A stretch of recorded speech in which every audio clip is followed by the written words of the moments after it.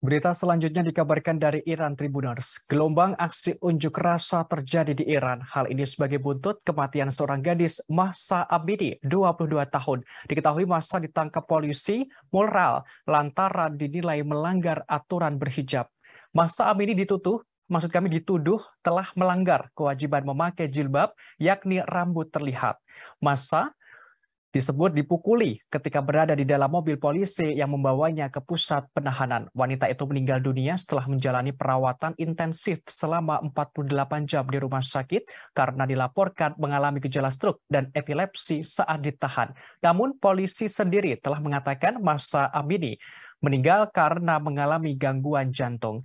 Kematian Mahsa Amini lantas memicu gelombang protes di sejumlah wilayah Iran. Hingga Jumat 23 September, setidaknya 50 orang dilaporkan tewas akibat tindakan keras oleh pasukan keamanan Iran terhadap protes yang meletus.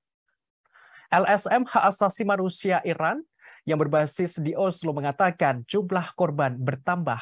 Hal ini setelah 6 orang tewas ditembak pasukan keamanan di kota Resvansar di Provinsi Gilan Utara pada Kamis 22 September malam.